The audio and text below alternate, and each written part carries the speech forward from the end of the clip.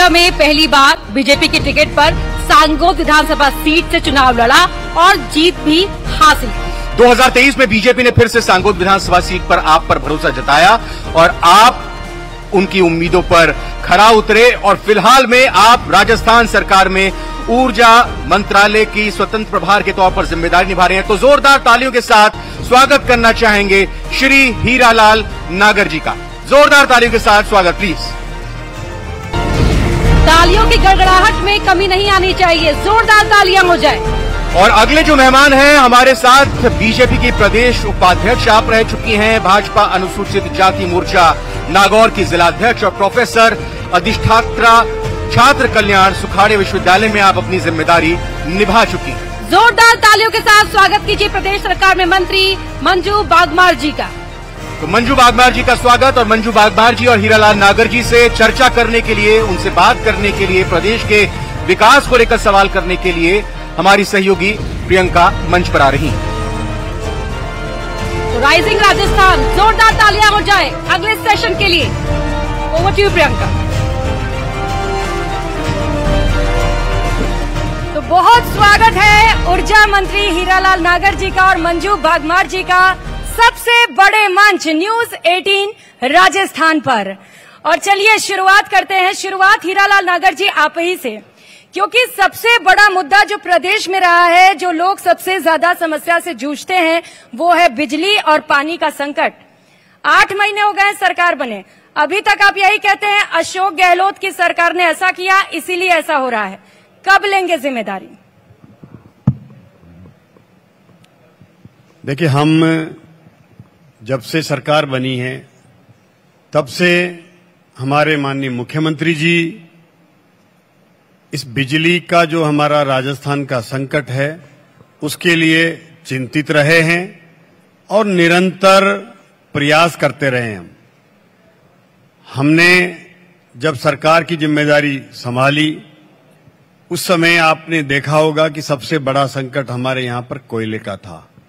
उसके लिए हमारे मुख्यमंत्री जी हम साथ गए, दिल्ली में कोयला मंत्री प्रहलाद जोशी जी से बात करी।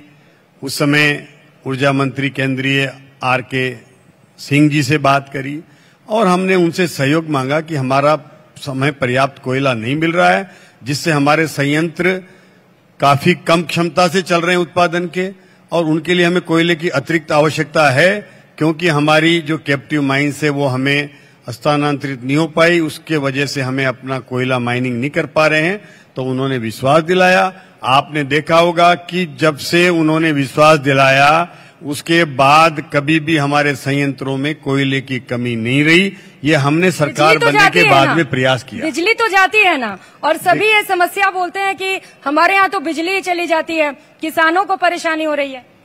देखिए, किसानों की परेशानी भी हम समझते हैं, आम जन की परेशानी भी समझते हैं, और आप और हम सभी और उपभोक्ता भी इस बात को अच्छी तरह समझते हैं कि जो अव्यवस्थाएं पिछले समय की रही है उनको ठीक करने में, उत्पादन को बढ़ाने में, नए संयंत्र लगा करके और उनमें उत्पादन करने में समय लगता है। लेकिन हमने तात्कालिक रूप से कोयले का प्रबंधन करके हमारे उत्पादन संयंत्रों की क्षमता को बढ़ाया, उनमें हमने मेंटेनेंस को ठीक किया, जिससे जहां वो पिछली सरकार के समय 55% के पीएलएफ पर चलते थे, हमने उसको 74% तक पहुंचा करके और उत्पादन बढ़ाया। लेकिन इस बार की गर्मी कुछ अलग थी, आपने हमने सबने देखा है तापमान कितना बड़ा था और मांग भी कितनी बड़ी और बढ़ेगा, और उम्मीद है कि तैयारी पूरी रहेगी। और अब तो ऊर्जा के क्षेत्र में प्रदेश को नंबर 1 बनाने की भी कोशिश की जा रही है। बेहद सराहनीय पहल मुख्यमंत्री भजनलाल शर्मा की ओर से। मंजू बागमार जी महिलाओं का नेतृत्व करती हैं, आधी आबादी पूरा हक की बात करती है भारतीय जनता पार्टी, महिलाओं को सशक्त बनाने के लिए भी। आप भी महिला हैं, मैं भी महिला हूं, कई महिलाएं हमारे बीच इस वक्त मौजूद हैं। महिलाओं की सुरक्षा को लेकर अब तक क्या क्या किया आपने? सबसे पहले तो मैं न्यूज 18 राजस्थान को, जो राइजिंग राजस्थान और प्रदेश के विकास पे जो चर्चा की है आप लोगों ने, उसके लिए मैं अपनी ओर से आपका बहुत बहुत धन्यवाद ज्ञापित करती हूँ, आभार ज्ञापित करती हूँ। निश्चित रूप से जो अभी आपने मेरे से क्वेश्चन पूछा है कि आधी आबादी, हम आधी आबादी हैं और जैसे ही अभी आपको पता है कि राजस्थान के अंदर भारतीय जनता पार्टी की सरकार आई, पिछले 5 सालों के अंदर आपने देखा कि कितने क्राइम बढ़े थे। हमारी सरकार ने आते ही हमारे आदरणीय मुख्यमंत्री महोदय आदरणीय भजन लाल जी शर्मा साहब ने टास्क फोर्स का गठन किया कि कोई भी महिलाएं किसी भी प्रकार का अत्याचार हो रहा है उनके ऊपर तो तुरंत उसके ऊपर कार्रवाई होगी। हमारा जो मंत्रालय है महिला एवं बाल विकास मंत्रालय, उसके ऊपर भी जो है आपने देखा है कि हमने जो है हर जिला स्तर पर जो है वन स्टॉप सेंटर खोल रखे हैं, महिला सहायता और सुरक्षा केंद्र बना रखे हैं हमने, और महिलाओं के लिए हेल्पलाइन बना रखी है 181। तो इस तरह की कई प्रकार की जो है महिलाओं की सुरक्षा को लेकर हमने जो है हर स्तर पर हम उनके लिए प्रयास किए जा रहे हैं। हमारे जो अभी का जो आपने बजट देखा है वो भी मुख्य रूप से हमारी महिलाओं पर केंद्रित रहा है। कई सारी हमारी विभाग की योजनाएं चली आ रही है। हमारी विभाग की योजनाओं के अंदर कई योजनाएं तो कई सारी आती हैं, लेकिन धरातल पर लागू हो तब ना। और क्या आप वादा करेंगे यहाँ मौजूद लोगों से कि महिलाएं बेखौफ होकर, निडर होकर सड़कों पर निकल सकेंगी? आप देखिए, अभी जो हमने 10 तारीख को राजस्थान का बजट पेश किया था हमारी प्रदेश की वित्त मंत्री आदरणीय दिया कुमारी जी ने, और हमारे जो मुख्यमंत्री महोदय हैं उन्होंने तुरंत उसके 2 दिन बाद ही सभी अधिकारियों को, सभी मंत्रियों को ये निर्देश दे दिए कि जो बजट के अंदर प्रावधान किए गए हैं उनको धरातल पर उतारा जाए और उनको धरातल पर किस प्रकार से जो है वो जल्दी से जल्दी उन बजट घोषणाओं को क्रियान्वित हो सके, इसके लिए पूरे प्रयासरत है। और हम सभी लोगों ने वहां जाकर जो है अपने अपने प्रभार जिलों के अंदर जाकर बजट में जो हमने प्रावधान किए, जो घोषणाएं की गई है, उन घोषणाओं को धरातल पर लाने का पूरा प्रयास किया जा रहा है। करते हैं कि घोषणाएं सिर्फ घोषणाएं और वादे नहीं रहेंगे, वो धरातल पर भी आएंगे। बिल्कुल धरातल पर आएंगे। हीरालाल नागर जी, लॉस में जा रहा ऊर्जा विभाग करोड़ों रुपए के, क्या इसके पीछे वजह मानते हैं और कैसे इस लॉस को ओवरकम किया जाए? क्या है प्लानिंग, क्या है तैयारी? देखिए, आपने अच्छा क्वेश्चन किया है। ऊर्जा विभाग को जब हमने पिछली बार हमारी सरकार के समय हमने संभाला था, तब उस 13 से और 18 के बीच में तब भी ऊर्जा विभाग पिछली कांग्रेस के कुप्रबंधन के कारण भारी लॉस में था, और उस समय भी हमने 62,200 करोड़ का लोन उदय योजना के तहत लेकर के और इसको कर्ज से मुक्त किया था। और जब इनको 2018 में वापस ये गहलोत जी ने विभाग संभाला, जब 2000 करोड़ के फायदे में इनको हमने डिस्कॉमों को संभाला था। वापस जब हमने ये 2023 में संभाला तो करीबन 88,700 करोड़ का लोन डिस्कॉमों पे है। पूरे हमारे जितने भी निगम हैं उन पर 1,39,000 का लोन है। ज्यादा लोन ले रहे हैं, कर्जा बढ़ रहा है। 1,39,200 करोड़ का लोन अभी इन पर है। ये निश्चित रूप से पिछली सरकार के कुप्रबंधन की वजह से है। मैं आपकी जानकारी में ला दूं कि हमें 8 महीने हो गए, हमने इन 8 महीनों में किसी भी हमारे संयंत्र पर किसी भी निगम ने कोई लोन नहीं लिया है। हम प्रबंधन ठीक करके हम उत्पादन बढ़ा रहे हैं और इसके घाटे को पूरे करने के लिए भी हमने योजनाएं बनाई हैं। हम हमारे संयंत्रों को ठीक से चला रहे हैं। हम जब तक चीजत कम नहीं करेंगे, जब तक उत्पादन नहीं बढ़ाएंगे, जब तक व्यवस्थाओं को ठीक चुस्त और दुरुस्त नहीं करेंगे, तब तक ये संभव नहीं है कि घाटा पूरा हो सके। इसलिए हम उत्पादन बढ़ाने के लिए पहले हमारा MOU किया हमने केंद्रीय उपक्रमों के साथ, और उसमें से 1,60,000 करोड़ का निवेश हमने मिलकर के करने का एक MOU किया, जिसमें से हमारे 4 MOU धरातल पर उतर रहे हैं। MOU का कितना फायदा हुआ, कहां तक ये पहुंचा, इसे लेकर भी जानेंगे। लेकिन उड़ान योजना की बात करते हुए मंजू बागमार जी, बजट में लाई, काम भी किया जा रहा है, कहां तक पहुंचा है, क्या स्टेटस है, क्या फायदा मिल पा रहा है महिलाओं को? उड़ान योजना जो है उसके अंदर मैं आपको बता दूं कि हमारी प्रदेश की बच्चियों और महिलाओं को करीब 12 वर्ष से लेकर 45 वर्ष तक की बच्चियों को जो है निःशुल्क सैनिटरी नैपकिन उपलब्ध करवाए जा रहे हैं, ताकि स्वास्थ्य के प्रति भी वो जागरूक हो और उससे रिलेटेड जो भी उनकी जो स्वास्थ्य को लेकर जो उनकी समस्याएं आती है उन समस्याओं को दूर करने के लिए। और अभी जो है उड़ान योजना हमारी संचालित है और अभी जो उनका स्टेटस है, करीब हमारे 1,22,00,000 महिलाएं जो है है इससे लाभान्वित हो रही है। बाकी महिलाओं तक सैनिटरी बिल्कुल बाकी महिलाओं तक भी हम लोग, हमारा यही प्रयास है कि हर आंगनबाड़ी केंद्र पर, स्कूलों में, सब जगह बच्चियों को जो है निःशुल्क दिया जा रहा है। और उसके बाद अब इसके जो वेस्ट मटेरियल है उसको डिस्पोज करने के लिए भी हमारी सरकार जो है उसके ऊपर एक नीति बना रही है और जल्दी जो है राजस्थान में हम लोग लागू क्योंकि करेंगे। जरूरी न सिर्फ महिलाओं का सुरक्षा है बल्कि ये भी जरूरी है कि महिलाएं हेल्दी रहें, फिट रहें, ताकि वो एक हेल्दी बच्चे को जन्म दे सकें।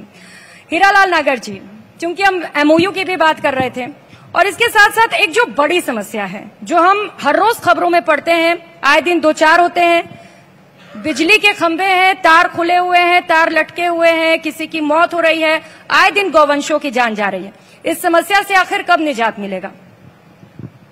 देखिए, जो बिजली के खंभे हों, तार ढीले हों, लटके हुए हैं, इनको हम दुरुस्त भी कर रहे हैं और इसके सुदृढ़ीकरण की योजना हमने चला रखी है। और इसके लिए जो आरडीएसएस के तहत हम चाहे वो नए फीडर बना रहे हैं, पुराने फीडर जो जिनके तार खत्म हो चुके हैं, उनकी अवधि पूरी हो चुकी है, उनको भी नए डाल रहे हैं ताकि वो लाइन की स्ट्रेंथनिंग वापस हो जाए और उनमें निश्चित रूप से सुदृढ़ीकरण हो जाए। इस काम को भी हमने हाथ में ले रखा है। और वितरण पर जो पिछले समय में काम नहीं हुआ, हम निरंतर वितरण के साथ साथ प्रसारण तंत्र को भी मजबूत कर रहे हैं और बिजली को सुदृढ़ीकरण करके, और तब अब जब तक ये सुदृढ़ीकरण नहीं होगा तब तक हम निर्बाध बिजली पहुंचा नहीं सकते। और उसके लिए बहुत आवश्यक है कि कम से कम फॉल्ट आए, और कम से कम फॉल्ट आने के लिए बिजली के जितने भी लाइनें हैं उनका सुदृढ़ीकरण सबसे आवश्यक है। तभी उनमें कम फॉल्ट आएगा और तभी उनसे होने वाली कोई जनहानि भी कम होगी। ज्यादा जरूरी भी है क्योंकि न्यूज 18 पर लगातार हम ये खबरें चलाते भी हैं जिससे कि कम से कम प्रशासन की नींद खुले, क्योंकि कई लोगों की मौत हो जाती है इसमें। मंजू बागमार जी, 2047 का विजन लेकर चल रही है सरकार। नरेंद्र मोदी कहते हैं तीसरी सबसे बड़ी अर्थव्यवस्था बनाएंगे। कहां देखती हैं प्रदेश की महिलाओं को 2047 में? निश्चित रूप से जो है 2047 की आप बात करना चाहेंगे। हमारे आदरणीय प्रधानमंत्री मोदी जी का भी सपना है कि हिंदुस्तान जो है वो विकसित भारत बने, और उसी तरह हमारे आदरणीय मुख्यमंत्री महोदय जी का भी सपना है कि 2047 से पहले ही राजस्थान जो है वो विकसित राजस्थान की श्रेणी में आए। इसके लिए हम महिलाओं को जो है एक ऐसा वातावरण देना चाह रहे हैं जिसमें महिलाओं के सशक्तिकरण की दिशा में हम कदम उठा रहे हैं। हमारे विभाग कई प्रकार की योजनाएं चला रहे हैं, जैसे अभी आपने देखा हमने लाडो प्रोत्साहन योजना भी चालू की है ताकि बच्चियों को समाज के अंदर एक सकारात्मक वातावरण मिले।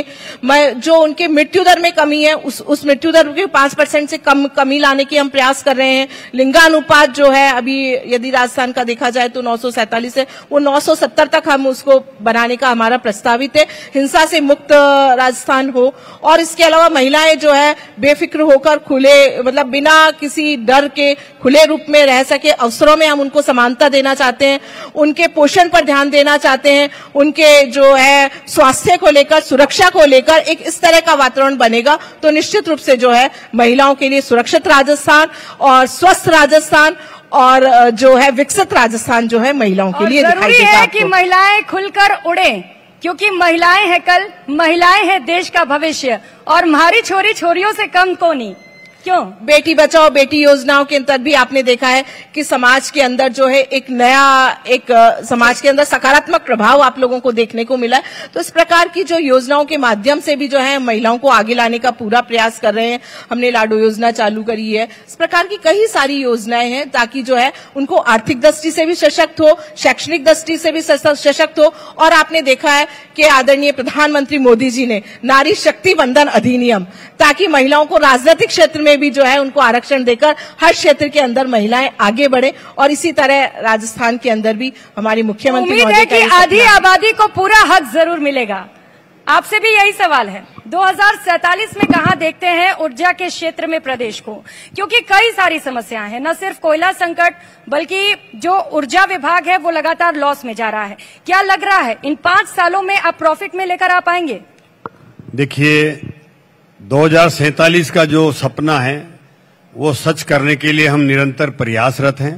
आपने देखा होगा हमने सरकार बनने के बाद सबसे पहले केंद्रीय उपक्रमों के साथ जो एमओयू किए उससे 32,000 मेगावाट का हमारे यहाँ ऊर्जा का बिजली का उत्पादन होगा, जिसमें 3,200 मेगावाट हमारा सोलर है। हमने 8,000 मेगावाट की सोलर थर्मल है और 8,000 मेगावाट सोलर का भी हमने टेंडर किए हैं। और उसके साथ साथ हमने 28,500 मेगावाट की जो विभिन्न उपक्रमों के साथ, चाहे वो सोलर हो, चाहे वो विंड हो या फिर पंप स्टोरेज हो, ये सब हमने थर्मल हो, इन सब में हम काम कर रहे हैं। तो इससे हमारा प्लानिंग ये है कि आने वाले समय में जो डिमांड है वो हमारी उपभोक्ता की भी पूरी हो। हमारे कृषि के क्षेत्र में भी हम दिन में बिजली दें, उसके लिए हम निरंतर सोलर पर जा रहे हैं। उसमें कुसुम योजना के माध्यम से हमने करीबन 4,400 मेगावाट के अभी कार्यादेश भी दिए हैं। और वो सोलर जब आएंगे तो दिन में बिजली हमें मिलेगी, तो वो दिन में हमारे सोलर जो एग्रीकल्चर है उसको शिफ्ट कर पाएंगे। और हम चाहते हैं कि राजस्थान में सरप्लस बिजली उत्पादन हो। अगर हमें 2047 का सपने को सच करना है तो ये बिना बिजली को जब तक हम सस्टेनेबल बिजली नहीं करें, उत्पादन नहीं बढ़ाएं, तब तक संभव नहीं है। और वो देश अगर 2047 में विकसित बनाना है तो राजस्थान को भी विकसित बनना पड़ेगा। और राजस्थान ऐसा प्रदेश है जहां पर बिजली उत्पादन की सबसे बड़ी अपार संभावनाएं हैं। हमारे पास पूरा पश्चिमी राजस्थान का जो भूभाग है, और राजस्थान सबसे देश का बड़ा प्रदेश है, यहाँ पर सूर्य की हमें जो किरणें हैं वो तेज मिलती है, वो ज्यादा उत्पादन होता है। और हमारे पर अपार संभावनाएं, चाहे वो विंड की हो, संभावनाएं अपार है। इसके बावजूद जो ऊर्जा क्षेत्र है, ऊर्जा विभाग है, वो लॉस में जा रहा है। और उम्मीद है कि अब प्रॉफिट में आप ले आएंगे।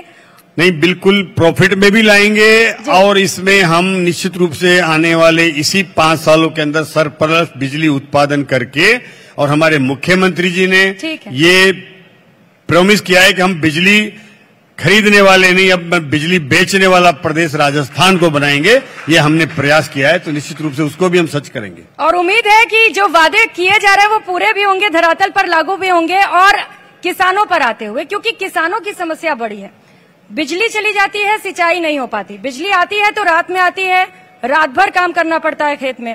इसका समाधान कैसे होगा सर? इसका निश्चित रूप से किसानों की एक बहुत बड़ी समस्या है कि उनको समय पर बिजली नहीं मिलती है तो फिर थोड़ी देर आती है, फिर चली जाती है, फिर आती है, और रात को आती है तो कड़ाके की सर्दी में जो समस्याएं आती है, सबसे हम बिल्कुल निश्चित रूप से जानकारी है। हमारे मुख्यमंत्री जी ने कहा है कि हम आने वाले 2027 से पहले देश के, हमारे प्रदेश के किसानों को दिन में बिजली देंगे, वो भी 2 ब्लॉक में दे करके, उनको दिन में ही हमारी पूर्ति करेंगे। डबल इंजन की सरकार है, चूंकि केंद्र में भी बीजेपी और राज्य में भी बीजेपी, इसके लिए सहयोग मिल रहा है क्या मंजू बागमार जी? डबल इंजन की सरकार है। जैसे आपने देखा है कि हमारा जो इस बार का पहला बजट जो आपने देखा है, उसमें मुक्त कंठ से सभी राजस्थान वासियों ने उसकी सराहना की है। और हर वर्ग को, चाहे वो किसान हो, चाहे वो मजदूर वर्ग हो, चाहे युवा वर्ग हो, चाहे महिला वर्ग हो, सभी के लिए उसमें प्रावधान किए गए। कार्यकर्ता बड़ी परेशान रहती हैं, कहती है मानदेय भी कम मिल रहा है, काम भी बहुत ज्यादा हो जा रहा है। उनके समस्याओं को लेकर अभी आपने देखा कि हमने जो हमारे मैनिफेस्टो में बताया था, तो हमने आंगनवाड़ी कार्यकर्ता और आंगनवाड़ी जो सहायिकाएं थी, उनका 10% हमने मानदेय भी बढ़ाया है। और कई प्रकार की हम जो है उनको फैसिलिटीज भी दे रहे हैं। और आने वाले समय में देखिए निश्चित रूप से जो है चरणबद्ध तरीके से जो है, अभी आप देखो हमने अपने जो आंगनवाड़ी केंद्र हैं, करीब हमारे ब्लॉक में 365 ऐसे आंगनवाड़ी केंद्र हैं जिनको हम जो आदर्श आंगनवाड़ी केंद्र के अंदर बना रहे हैं। उनको विकसित करने का हमने प्रावधान किया है बजट में। और निश्चित रूप से जो हमारे आंगनवाड़ी केंद्र हैं जहां पर हमारी बच्चियां आ रही, बच्चे आ रहे हैं, तो उनके लिए जो है हम एक प्ले स्कूल की तर्ज पर जानी चाहिए कि आंगनबाड़ी कार्यकर्ताओं की जो समस्याएं हैं उनका भी निस्तारण हो सके। डबल इंजन सरकार का कितना लाभ, ऊर्जा मंत्री जी? देखिए, डबल इंजन सरकार का निश्चित रूप से लाभ होता है। हाँ, आपने देखा है राजस्थान में बिजली की कमी, हमारी डबल इंजन सरकार से हमें कोयला मिला। इस डबल इंजन की सरकार से हमारे मुख्यमंत्री जी ने आग्रह किया, केंद्र ने हमें पहले 235 मेगावाट की बिजली दी, फिर माननीय मुख्यमंत्री जी ने आग्रह किया तो हमें 500 मेगावाट और अतिरिक्त बिजली केंद्रीय अनअलोटेड कोटे से मिली। अभी 265 मेगावाट और बिजली हमें अनअलोटेड कोटे से दी। 1000 मेगावाट बिजली हमें केंद्र से अनअलोटेड कोटे से राजस्थान को मिल रही है। ये डबल इंजन की सरकार का फायदा है। हमारे 7 ऐसे उपक्रम है जो केंद्रीय उपक्रम है, उनके साथ हमने MOU किए हैं केंद्रीय उपक्रमों के पास, जो बिजली उत्पादन के क्षेत्र के हैं, उनके पास संसाधन है, उनकी एक्सपर्टी है। हमने 2674 का उनके साथ एमओयू किया है और वो निश्चित रूप से उनसे सहयोग करके हम यहाँ उत्पादन संयंत्र लगाएंगे, सोलर लगाएंगे, पंप स्टोरेज लगाएंगे, बैटरी स्टोरेज के हम लगाएंगे। तो ये सब उत्पादन करके हमारा सहयोग भी कर रहे हैं। और राजस्थान को अगर आने वाले समय में 2047 के लिए तैयार करना है तो उसमें केंद्र की बहुत बड़ी भागीदारी और सहयोग हमें मिल रहा है। दिशा और दिशा में राजस्थान विकास के रथ पर आगे बढ़ रहा है और सभी ने कई सपने भी देख रखे हैं। उम्मीद है कि सभी के सपने आप मिलकर पूरे करेंगे। बहुत शुक्रिया आप दोनों मेहमानों का यहाँ पर पधारने के लिए। आप सर प्लीज मंच पर ही बने रहे। सार्थक संवाद के लिए बहुत बहुत धन्यवाद आप दोनों का ही। और अब मैं बुलाना चाहूंगी देवेंद्र शर्मा जी को, senior associate editor news 18 Rajasthan. Sir please मंच पर आए और हमारे दोनों विशिष्ट मेहमानों को न्यूज 18 की तरफ से मोमेंटो प्रदान करें। जोरदार तालियां हो जाएं। संवाद राजस्थान को बेहतर बनाने के लिए, संवाद राजस्थान की दिशा और दशा को बदलने के लिए, उभरते राजस्थान के लिए जोरदार तालियां एक बार फिर से। और बात न सिर्फ आज की बल्कि 2047 की भी, उस विजन की भी जो डबल इंजन की सरकार लेकर चल रही है और देश को तीसरी सबसे बड़ी अर्थव्यवस्था बनाने की दिशा में लगातार राजस्थान भी आगे बढ़ रहा है। राजस्थान की अपनी विशिष्ट भूमिका रहे, इसीलिए हर कोई कार्यरत है। और सरकार का विजन क्या है, रोड मैप क्या है, इस चर्चा को हम आगे बढ़ाएंगे अब अपने अगले सेशन की ओर। बहुत बहुत धन्यवाद सर आप सभी का।